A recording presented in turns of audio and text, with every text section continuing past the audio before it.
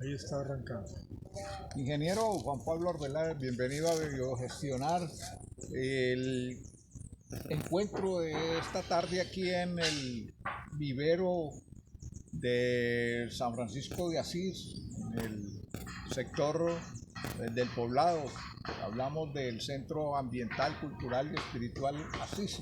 Este vivero ha eh, seleccionado este espacio aquí como un bosque dedicado precisamente a San Francisco de Asís, patrono del medio ambiente. Y por eso hemos escogido este lugar para conversar con el ingeniero Juan Pablo Arbeláez sobre conceptos tan importantes que manejamos todos, pero que tienen sus diferencias, y es lo relacionado con regeneración, reforestación, restauración de bosques. Ingeniero, bienvenido nuevamente. Muy amable, Manuel. Bienvenido a Sisi. Este es un sitio muy especial. Primero porque aquí hay una serie de especies que ya están prácticamente en vía de extinción. Y segundo porque aquí le hacemos la tarea a la conservación por un lado, pero también a los servicios de esas actividades que acabas de plantear. Porque una cosa es reforestar. Reforestar es una actividad netamente humana en donde se eligen, acorde con una serie de parámetros, las especies que se van a plantar en determinado sitio con las características edáficas, o sea, de suelo, meteorológicas, clima, lluvia, radiación solar. Y todos esos factores son determinantes para seleccionar las especies con las que se va a hacer, entre comillas, la restauración. Porque la restauración se puede hacer por reforestación o por regeneración. La regeneración es cuando usted coge un lote, cualquiera que él sea, lo cerca para que no entren ninguna clase de depredadores, ni animales, vacunos o equinos, ni especímenes humanos que vayan a hacer incendios o aprovechamiento indebido de la biomasa que hay al interior de ese recinto.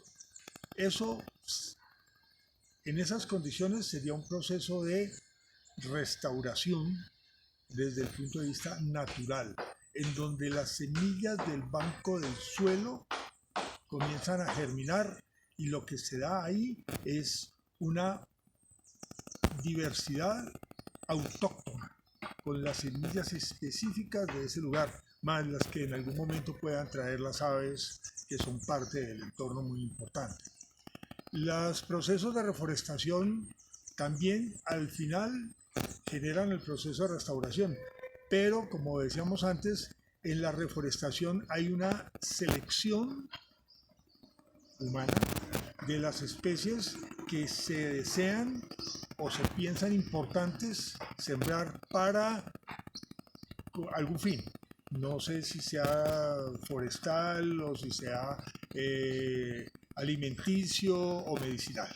Ahí hay una serie de parámetros que vale la pena tener en cuenta para que los recursos que se inviertan, no solamente desde el punto de vista financiero, sino desde el punto de vista logístico y humano, no se desaprovechen en el tiempo por haber hecho elecciones erróneas en términos de las especies y sus adaptaciones y o comportamientos a los pisos térmicos en los que se piensa hacer la tarea. Usted se refiere ahí a los pisos térmicos. ¿Aquí a qué altura estamos en este momento? Aquí estamos a 1850 metros sobre el nivel del mar. ¿Cuáles son las especies nativas que podemos...? Aquí, por ejemplo, por decirle de alguna manera, se ve el chachafruto, el chontaduro, no, perdón, chachafruto. El chachafruto es una especie nativa, autóctona y de altísimo poder nutritivo para la alimentación humana. Por ejemplo, aquí hay unos cítricos que ya no se encuentran en ningún otro lado, como la lima, ¿cierto? Hay árboles de lima que están en este momento de producción y que de alguna manera también son muy escasos ya a estas alturas. Desde el punto de vista forestal hay muchísimas especies en donde tenemos que convivir, entre otras, con los sembrados desde hace más de 40 o 50 años, donde hay pinos, eucaliptos, etcétera, ¿cierto? Pero la verdad es que aquí se ha intentado tener la mayor cantidad de especies nativas forestales y fundamentalmente frutales. Hay una parte que es importante, que aquí hay unas especies de epífitas vasculares que vale la pena también tenerlas en cuenta como parte de la misma población de tipo vegetal. Las epífitas vasculares son orquídeas, anturios, bromelias, helechos y millos, que son importantísimos dentro del equilibrio ecosistémico de este piso térmico. Vería ahora usted fuera de cámara sobre el arte de reforestar, es un arte también forestar, ingeniero. A ver, en dos sitios con características similares es factible que no funcionen las mismas especies. Uno tiene que tener, por un lado, la experticia, que finalmente termina siendo el arte humano, en donde se aplican los conocimientos adquiridos. Y funciona para muchas cosas. Plantar árboles es, desde el punto de vista técnico, la ingeniería forestal. Esa es una técnica específica en donde hay que tener en cuenta lo que hablamos ahora fuera de cámaras, las características edáficas, o sea, el suelo, las características climáticas, que son vitales para el desarrollo, y finalmente la logística que hay que tener, porque no sacamos nada cogiendo arbolitos pequeñitos, arbolitos bebés, plantándolos y dejándolos tirados, porque así no vamos para ningún lado. Para mí los arbolitos, para mí en particular, son mascotas. Son mascotas a las que hay que consentir, hay que querer, hay que cuidar, ¿cierto? Y además, desde el instante de la siembra, hay que comenzar a pensar en un tema que normalmente la gente no conoce y no aplica, porque no conoce la parte microbiológica de los suelos.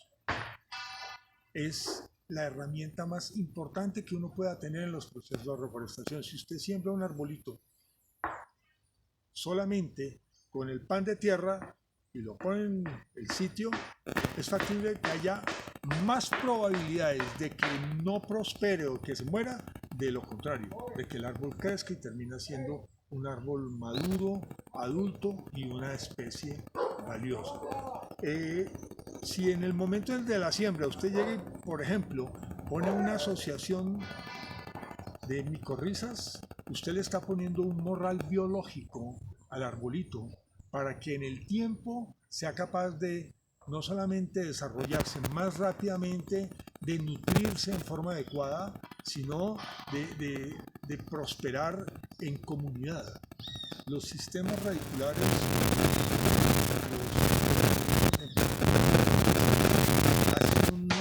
el micelio termina siendo una red de interconexión, ¿cierto? A través del cual se comunican los árboles. Nosotros esa parte no la tenemos ni siquiera clara. Pero los árboles entre sí se comunican, se ayudan, se nutren y se dicen, vea, allá viene una plaga, ¿cierto? Y terminan así, produciendo sustancias especiales que de alguna manera terminan controlando los enemigos externos. O sea, el único que no ha sido capaz de controlar es la especie. Ya, en Antioquia, en las fincas, sobre todo cafeteras, se acostumbra mucho combinar los sembrados de café con nogal. ¿Qué aconsejan ese aspecto?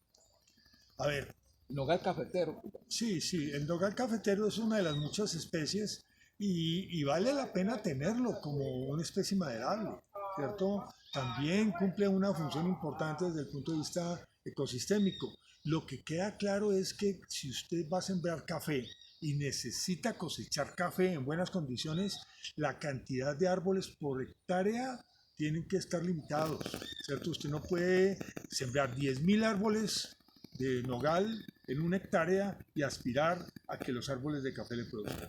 No, porque los otros le cogen ventaja y las cosechas de café son muy limitadas. El nogal consume mucho nutriente del suelo y Todos los árboles, puede perjudicar. todos los árboles y no solamente el nogal, todas y cada una de las especies, acorde además con su estadio de crecimiento.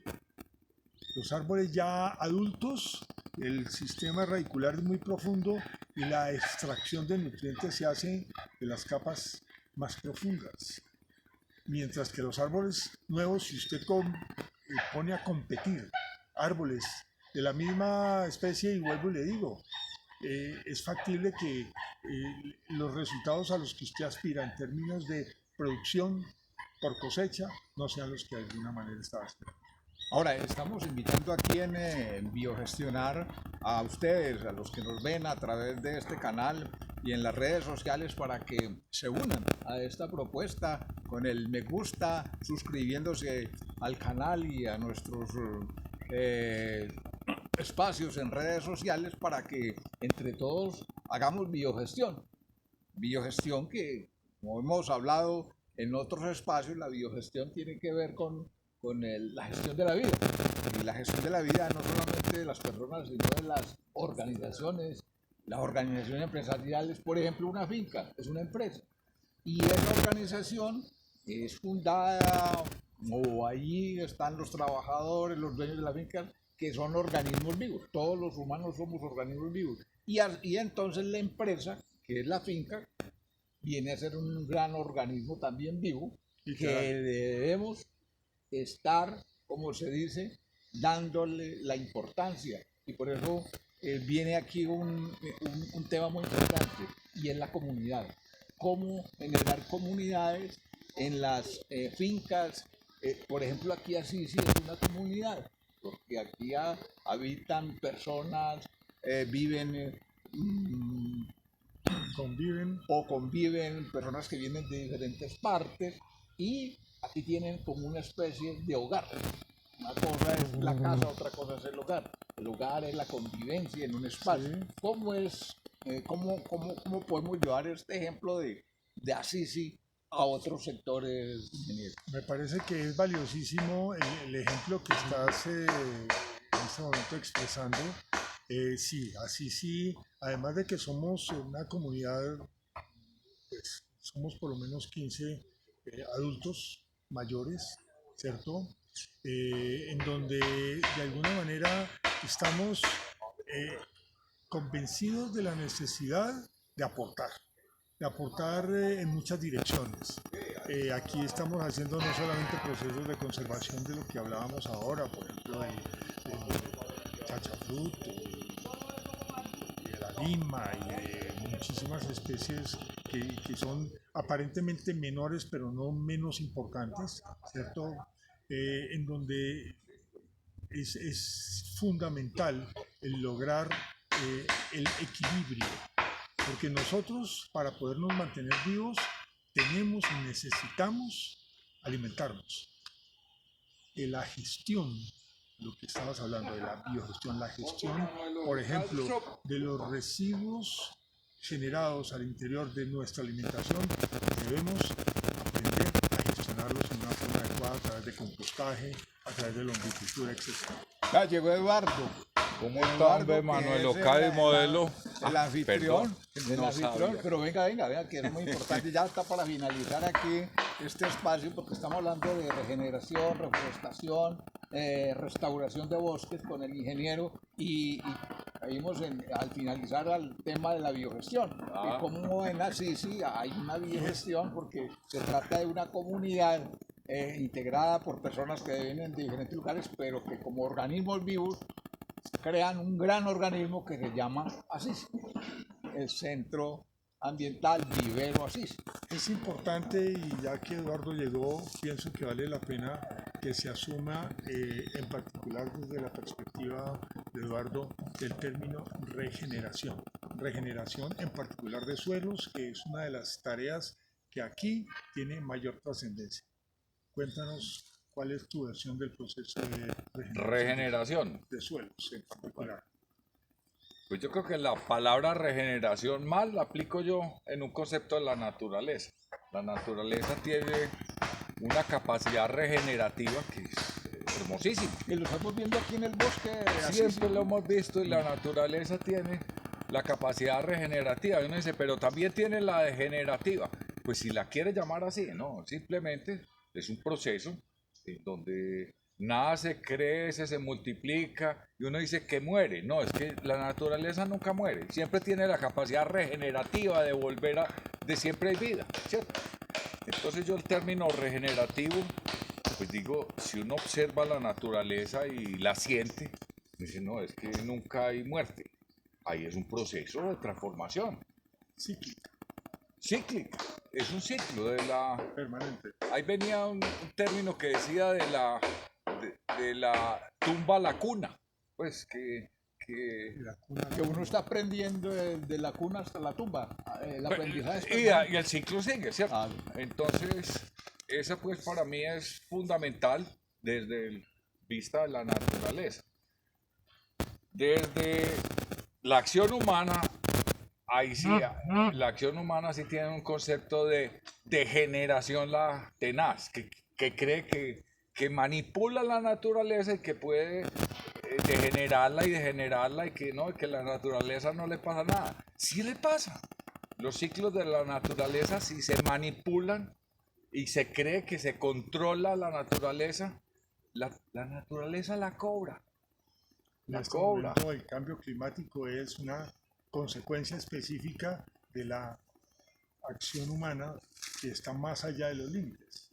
Sí, es una manipulación que aparentemente uno dice es que el hombre controla la naturaleza y verdaderamente lo que hace es que se descontrola a él, descontrola al otro, desequilibra, pero la naturaleza solita se vuelve a equilibrar. El hombre, venga a ver si somos capaces de volvernos a equilibrar. Y verdaderamente yo diría que equilibrio, el palabra equilibrio, equidad, ese término de dualidad de extremos, pues hombre, es una mente sana, una conciencia sana, respeta la naturaleza y respeta toda Y de paso su se respeta a sí y mismo. se respeta a sí mismo, ¿cierto? Bueno, vamos a hacer Bueno, una pues. invitación para este 2025, ustedes dos, a la comunidad de no solamente de Antioquia, sino de Colombia y del mundo sobre cómo podemos hacer biogestión, cómo nos podemos convertir en biogestores todos.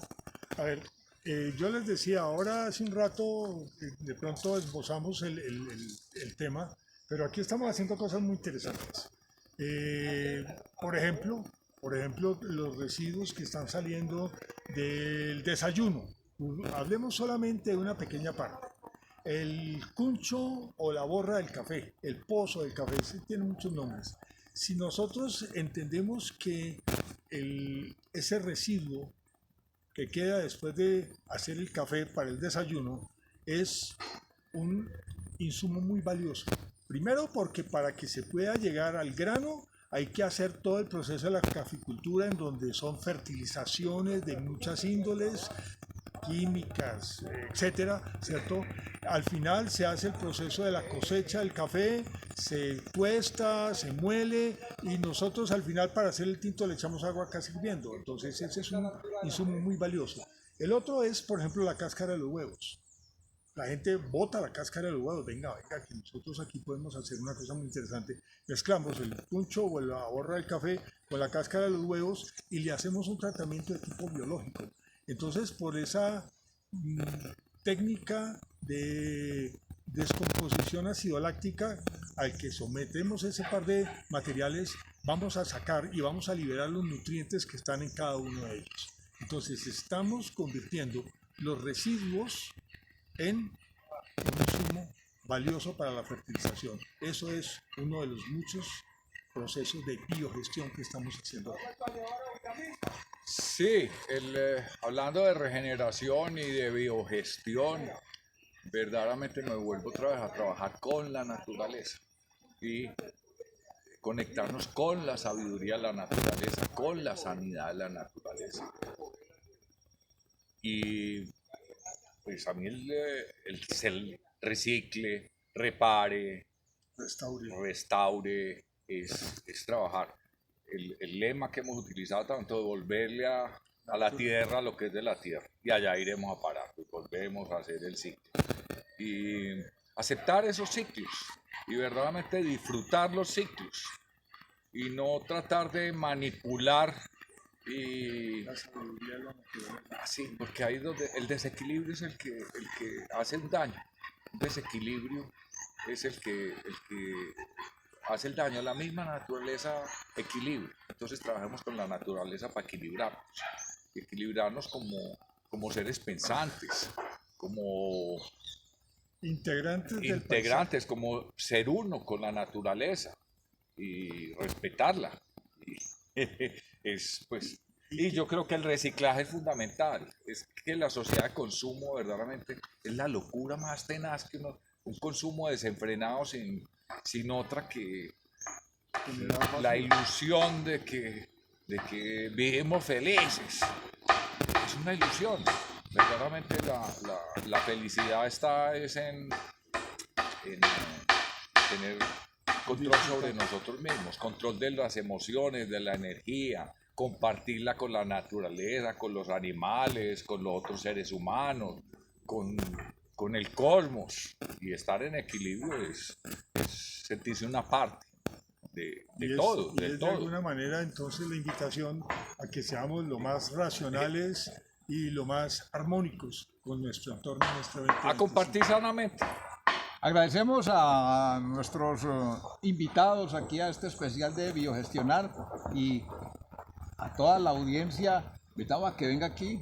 Invite a Eduardo a que venga aquí al Centro Ambiental. Bienvenidos al Centro Ambiental, Cultural y Espiritual Assisi. Esperemos acá compartir. ¿Cómo hace la naturaleza? Es compartir. Y salirnos de la competencia y entrar es al compartir y al disfrutar nuestra presencia.